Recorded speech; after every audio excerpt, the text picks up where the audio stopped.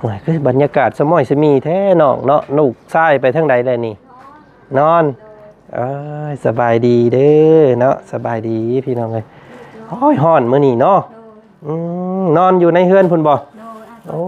ยมีพัดลมอยู่บ่เห็นในส่องน้องหลายคู่หลายคนมาทักมาทายเบิ่งน้องเนาะมันเป็นอีหยังน้องอันนี้เกิดอีเรื่องเล่ายังขึ้นกับอันครอบครัวของคุณเจ้าพิษเดียวนี่แหละความขี้เดียดน่ะขอโทษขออภัยหลายๆแบบว่าเราถ่ายบ่ล้างนะถ่ายใส่ห้องน้ำแล้วบ่ล้างแบบน้ำบ่ได้ถ่ายก็บ่ล้างว่ะ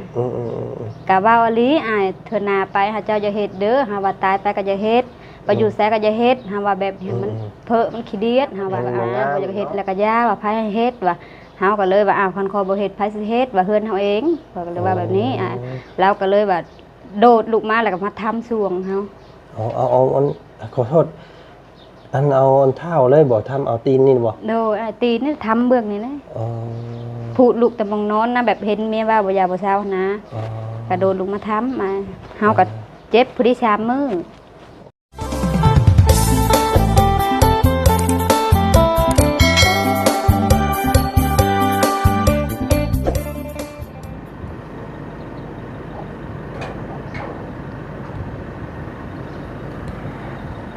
อ่ะเนาะพี่น้องเนาะกะหลังจากที่บ่าวจันเนาะแบะเวียนเข้าไปหาทางครอบครัวของน้องน้ำหวานเรียบร้อยคุยเรื่องซีเรียสกันไปอีกเรียบร้อยพี่น้องไงเนาะและกะที่นี่หันหน้ามาทางเพื่อนบ้านพี่น้องไงของน้องน้ำของน้องอันว่าต้าพี่น้องไงเนาะกะได้เบิ่งแต่ในช่องของคนอื่นเป็นยังไงบ่าวจันก็ยังบ่ทันได้ฮู้ในตัวในตนเนาะก็เรื่องราวข่าวมันก็จักจริงหรือแม่นเป็นยังไงเนาะก็มื้อนี้ทางบ่าวจันก็สิเข้ามาทักมาทายมาถามเบิ่งก่อนเนาะมันเกิดอีหยังขึ้นกับครอบครัวของน้องเพิ่นพี่น้องไงเนาะโอ้ย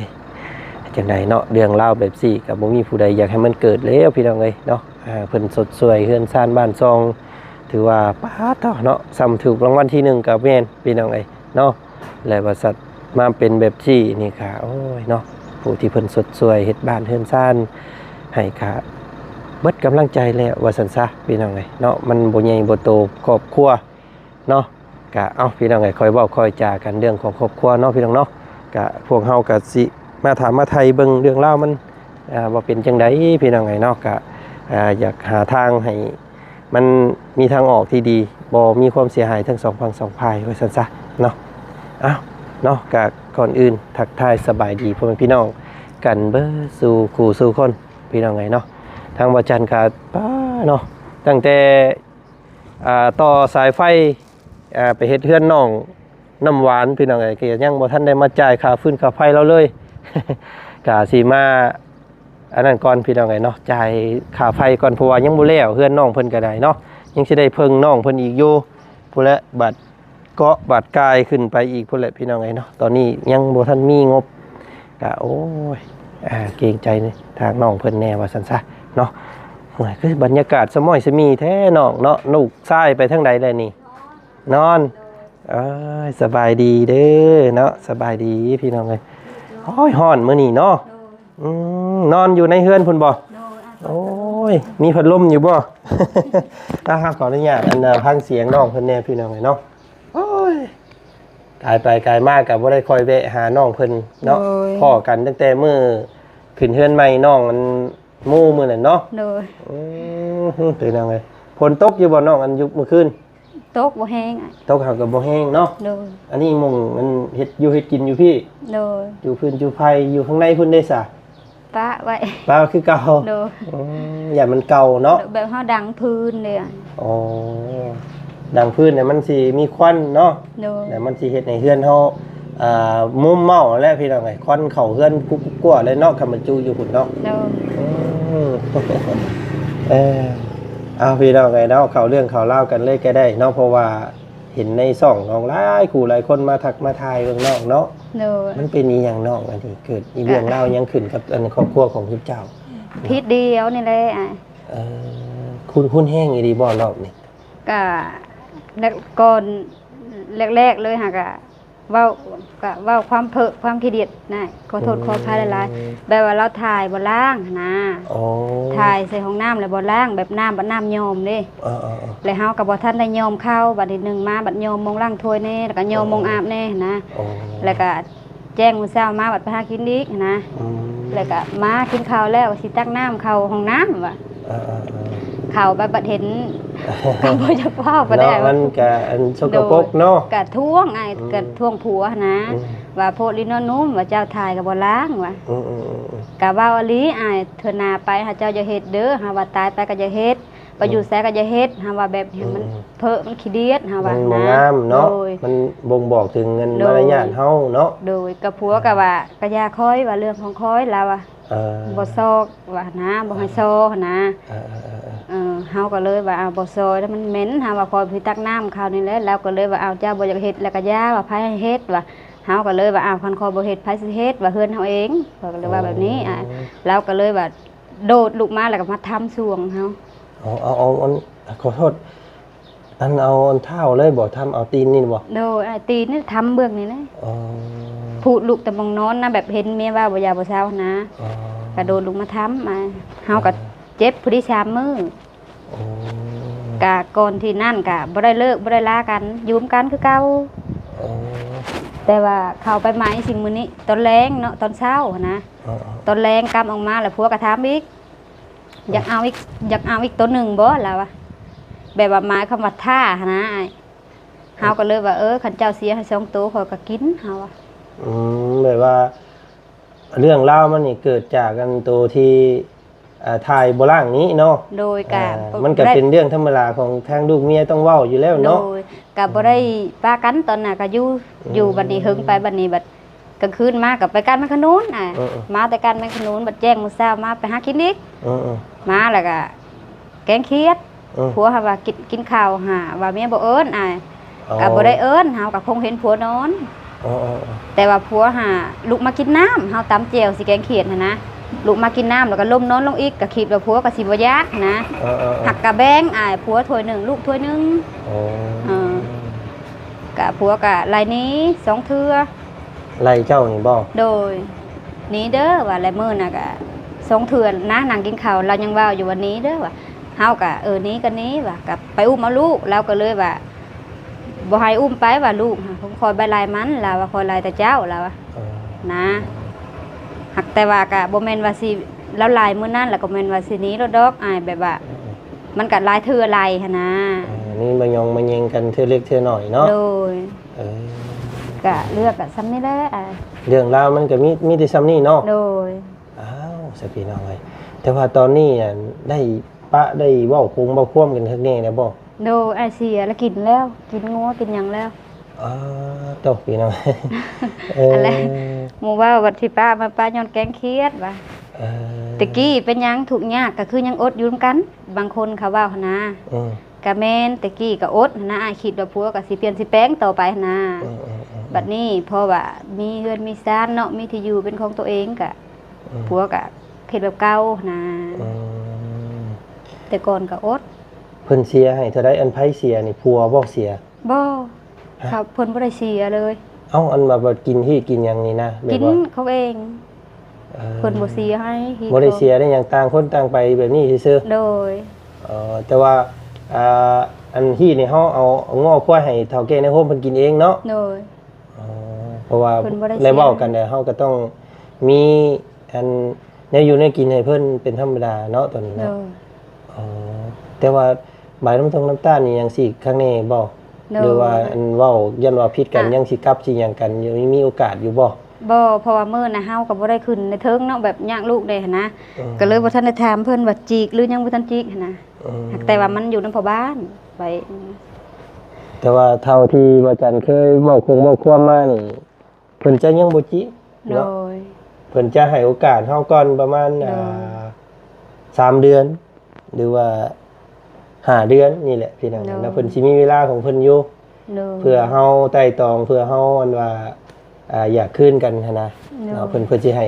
ให้เวลาอยู่ โดย บ่แม่นว่าเพิ่นสิเว้าสิหย่ากันมื้อนี้ได้สิพากันจีกด้วยบ่แม่นเด้เนาะ โดย เพิ่นก็ต้อง เฮาก็บ่ เพิ่นก็ต้องคอยเบิ่งเฮาอีกรอบนึง บางคนถามเฮาแต่ก็เพิ่นจีกแล้วแบบว่าเองบ่ได้เห็นนำเพิ่นหั้นนะ บ่ได้เด้ตัวนั้นมันเพิ่นต้องเอิ้น2คนมาอยู่นํกันก่อนเนาะ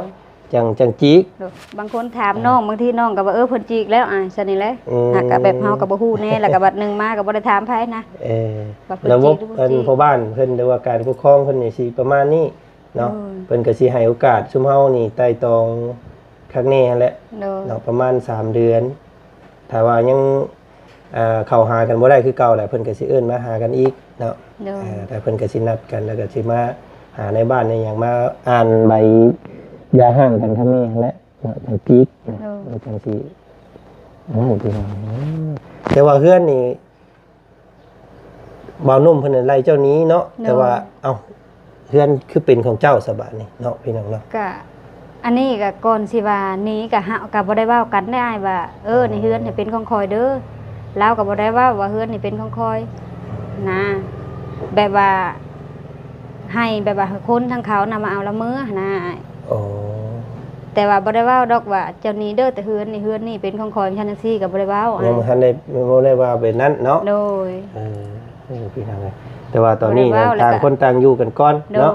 แล้วก็บ่ได้ว่าคิดอยากแบ่งอยากปันกันดอกแบบว่าเรามื้อเราก็บ่ได้เว้าดอกว่าเฮือนนี่ปันกันจังซั่นจังซี่ดินโดนก็บ่ได้เว้าพี่น้องเนาะก็คอยคอยร่วมกันก่อนเนาะคอยเว้ากันด้วยเหตุด้วยผลเด้อเนาะเรื่องเงินเรื่องซ่านเนี่ยกว่าสิได้มาซำนี้ก็พาตัวพี่น้องบ่แม่นถึกๆเลยเนาะแม่นแล้วแต่ว่าสิ่งที่พวกเขาหรือว่าสิ่งที่สายบุญหลายผู้หลายคนเข้ามาหานี่คือบ่อยากให้ทุกเจ้าแบบว่ามีอย่างต่อคนอื่นเนาะแบบว่าซ่ากันมาแบบว่าอยากพากันขายบ้านขายเรือนขายที่ได้แบ่งกันนะเนาะบ่อยากให้มีแบบสั้นและเนาะเราอยากให้มันเป็นสมบัติของทุกเจ้าอันนี้เนาะรุ่นลูกรุ่นหลานถ้าทุกเจ้าบ่อยู่แล้วก็เนี้ยหมอน้อยหั่นแหละเนาะก็บ่ได้เว้าดอก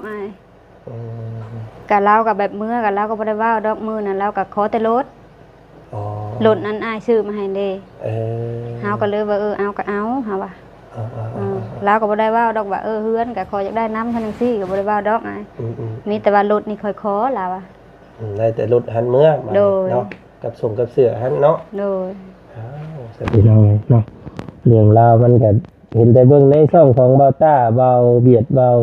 นั่นเพิ่นเนาะเพิ่นเห็นเพิ่นถ่ายเพิ่นทำว่าล่าสุดนี้น้องต้ากับเบานุ่มเลิกกันแล้วว่าซั่นพี่น้องเบิ่งคลิปเนาะมันเป็นหยังคือว่าเป็นจังซี่เด้วันนี้ว่าพี่น้องเนาะบางคนก็ยังว่าแปลกอยู่ว่าเอามันยังว่าทอแกงเขียดก็ยังปากันนะแต่ก็เรื่องตัวนี้ถ้าบ่ถือกับเฮาเองเฮาบ่มีไผฮู้ดอกเนาะมันอาจสิมีเรื่องราวที่ลึกซึ้งยังก็หันอยู่แต่ว่าเจ้าอาจจะบอกว่าออกมาเนาะแต่ก็บ่เป็นหยังอันนี้ก็เรื่องของครอบครัวทุกเจ้าเนาะมันเป็นสิทธิ์ของส่วนตัวทุกเจ้าเนาะเฮาอยู่นํกันเฮาอาจจะฮู้ดีเนาะว่ามันเป็นนี่ใดนะครอบครัวเฮานะหักก็คิดอยู่อ้ายตอนที่ว่าลำบากมานํกันก็คิดใส่เราอยู่เฮ็ดนั่นได้แต่มันเกิดเลยจังได๋คนบ่อยู่บ้านเดียวกันซ้ำเนาะบัดวันดีขึ้นดีเบิ่งกันแหละเจ้าก็เด้อเนาะหวังเทื่อ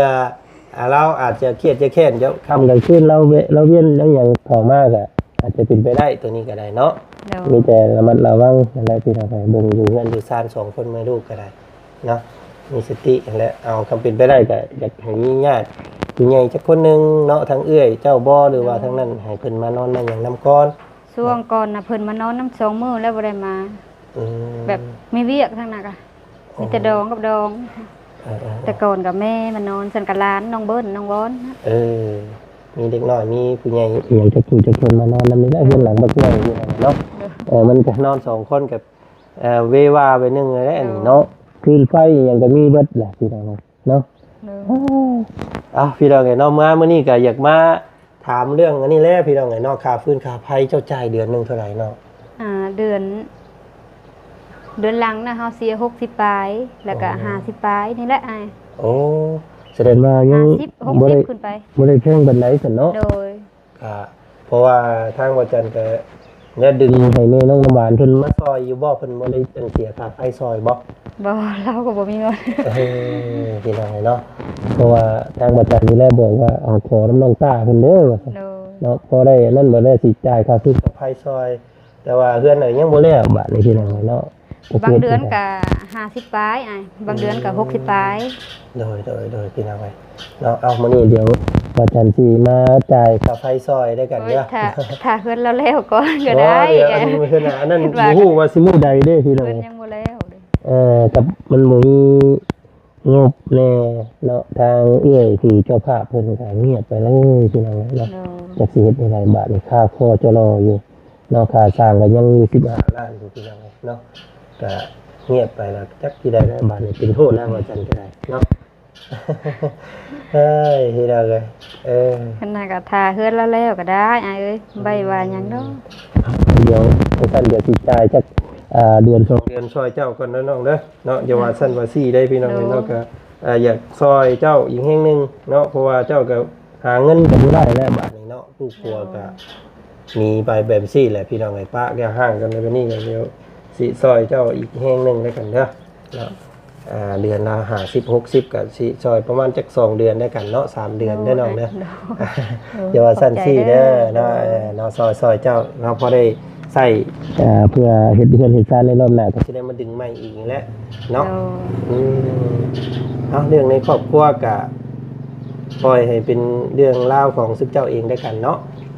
คือสิมีเหตุมีผลของไผของลาวแหละพี่น้องจังว่าอยู่กันบ่ได้เนาะก็คอยเว้าคอยจาเอาเป็นจังไงแต่ว่ามันถึงขั้นแบบว่าฮอดผู้รับผู้ใหญ่เพิ่นแล้วอันนี้เนาะโดย บ่แม่นมาเว้ากัน2คนเนาะบ่อ้าย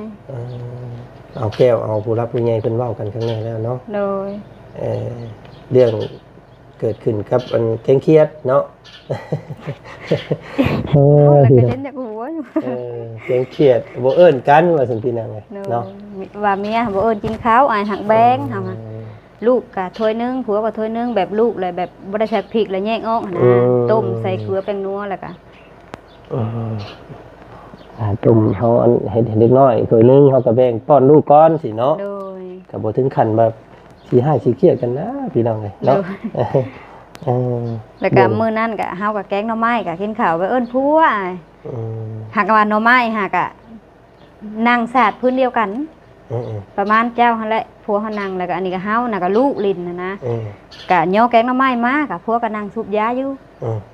ก็ว่าเมียกินบ่เอิ้นน่ะเฮาก็ค้าแบบย่อมาเลยนะย่อมาสนาเลยนะก็ให้เอิ้นเนาะพี่น้อง